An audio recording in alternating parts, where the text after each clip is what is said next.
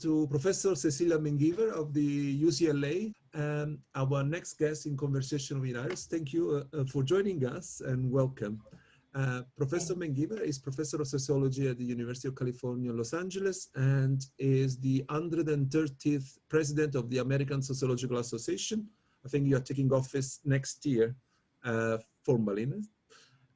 Is also the author of very important work around issues of violence, legal violence, migration regime, and in particular with an emphasis on the impact on migrants themselves. So the encounter between migrants and the states and the immigration regime. Cecilia, the first thing I would like to start with our conversation with is to think about that. Obviously, we are about less than 50 days away from the next election. And migration has been a very important issue for Trump in the debate. Everyone remember the famous wall that had to be paid by Mexico. And I was wondering, how do you see, what do you see as the main issues that we're gonna, in the current electoral campaign, that as far as migration and migrants are concerned? Well, first of all, thank you so much for this invitation. Migration has been at the center of almost every election in the past couple of decades. And it's always a hot issue, it's always controversial, while migrants continue to come in, continue to settle, continue to work and raise families, but it's always been there at the forefront of politics here. For this election it will have other issues that are equally pressing for the electorate, I'm sure. But with regards to migration, it will of course be discussed with the same terminology, with the same hot topic framing. Where I think we will pay attention is what happens after the election, what happens after January 20th, when either the current president continues for a second term, or a new president is elected. What will happen to migration policy? What will happen to the efforts to close opportunities for, or even the right to seek asylum in the United States? What will happen to all the multiple issues, the multiple components of the immigration regime? It's either going to continue more of this and be amplified.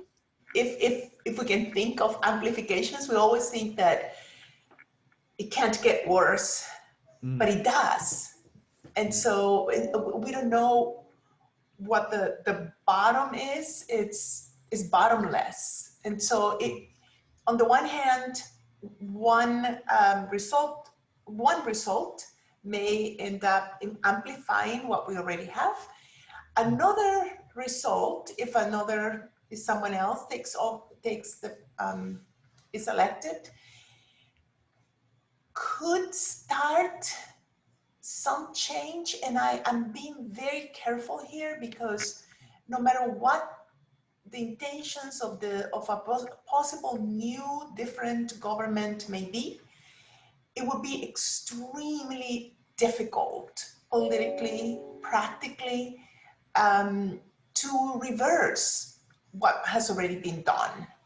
Just to give you a brief example, the current administration has implemented over 400 policies related to migration across different areas of life for immigrants, not just at the border, but this includes interior border enforcement, family separation, family reunification, across the board, over 400 different policies. Even with in the best case scenario, it will take more than 4 years to reverse, even to begin to reverse some of that. So that's, on the one hand, it could get on a different course to start some form of reversal, but even that base case scenario is not going to be easy. And I was thinking in terms of the everyday, the impact on the everyday life of people. I mean, the fact of becomes such a controversial issue, even more. I know that obviously that also in the past we have had a huge debate around migration, but in a sense, this almost daily victimization, being at the center of the attacks of the president, being blamed for everything and the opposite of everything. I was wondering, what is the daily impact? I mean, is people got used to it? Because that's one of the risks here. It basically has become normalized, or there is forms of resistance. You know, of course, yes. If, migrants are exposed to these attacks every day. They watch the news, they are on social media, they know what's going on. They know how they are being portrayed, how they are being framed, and it is very hurtful for them because they know that these are mischaracterizations of their intentions, of their lives, of the work they do. And what's interesting to them is that at the same time that they are sustaining life, especially now during COVID, many of them are quote unquote essential workers. At the same time that they are sustaining life for millions, they are being demonized and mischaracterized and framed in as criminals, and so it's very difficult. But there are forms of they respond in different ways. They organize, for instance. In the work I do on temporary protected status, the National Alliance for TPS has been extremely active. Right now, they are on a tour around a bus tour around the country, informing people about this temporary protected status. So people have organized. Migrants have organized, not at the in different organizations, but also at a more personal level. I think they want people to know who they are, and they try to respond. They try to respond by overworking, by doing more, by doing extra, so that they regain some of that image that conforms to themselves. Yeah, I mean, the overdoing is actually what I wanted to say, in the sense that, I mean, we have seen, for example, in Europe, the case of the migrants who climbed the 4th floors of a building to save a child who was falling down from the balcony. So this idea of the heroic migrants, in a sense, set the bar so high that everyone, the normal people, really struggle also to somehow to see themselves recognized into it. Is it something you were seeing as well? Because we are seeing this problem of, you know, the migrants have to be really superhero nowadays to comply. Right. So they have to be, just to, again, give you an example from the work that I've done on temporary protected status. This status has to be renewed every 18 months. To renew that status, they have to comply with so much. Of course, the first thing is to keep a clean criminal record. Because it includes a work permit, they hold jobs.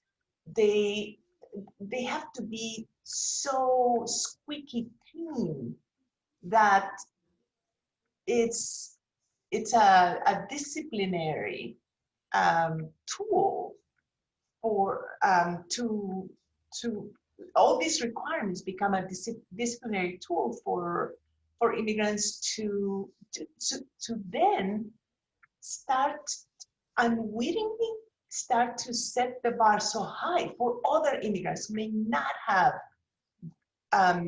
the work permit, who may not have the one thing that makes those who can excel and be superheroes.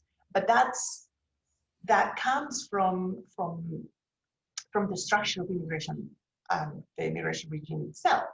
I've recently finished some work on Brexit and the position of European nationals in UK. The thing that emerged is this weakness, this fragility of legal status that seems to be something that also, I mean, historically, and when the migrants, the asylum seekers, refugees have been experiencing the state violence and the precarity that was coming with the migration regime. But increasingly seems something that also more so-called privileged migrants are experiencing. I mean, at least in European context. I was wondering if this is something that you have identified also in US context. The main immigrant receiving countries, the statuses that are multiplying are the uncertain, in between, temporary, and that adds fragility to the immigrants, but also serves multiple purposes for the immigration regime. It's a tool of social control, of course. It's a disciplinary tool for the other immigrants to show that this is how they have to behave, and these are extremely fragile circumstances to live under, because, for instance, at least in the United States, these statuses can be terminated at any time, not only for the individual immigrant who might, for some reason, might not be able to fulfill the requirements, but also for the entire group as a whole. And that's what we're facing with DACA, with TPS, with these temporary statuses that can be terminated at any time. So it amplifies the uncertainty and the fragility of life for the immigrants who hold the status, but also for those who don't, because it sends a message about control and what people can do. I mean, traditionally, citizenship has always been like a secure status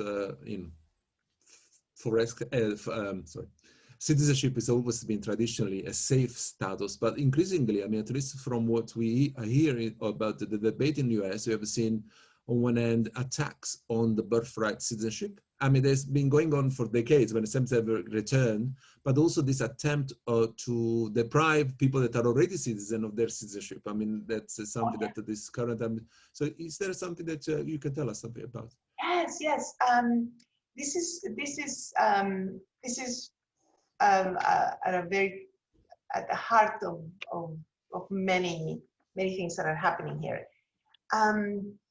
We used to think that lawful permanent residents in the United States, green card holders, was a permanent status, was a more secure status that could put immigrants on a path to integration. Not the only thing that mattered, but an important component for that would shape their path to integration. We used to think that it was a secure status, that it was that in fact when I participated in the writing of the National Academy's report on immigrant integration, we even put the different statuses ranked according to level of security that they confer on the immigrants. So we put citizenship through naturalization, lawful permanent residence, and then the more precarious statuses, the DACA, TPS, and then in this continuum, we put at the bottom, of course, undocumented migration, undocumented status. Within these past 5-6 years, we I think we need to rethink this, because lawful permanent residence is no longer a secure status. There have been many thousands of lawful permanent residents who have been deported, who have lost the permanence of that this status supposedly confers. And now we're even seeing with this administration the threat to denaturalize immigrants as well.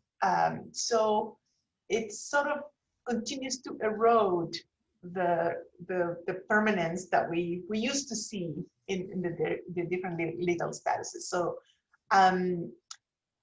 not only are more unsecure and temporary statuses being created, but those that were already in place that were supposed to be more secure are being eroded and made more insecure.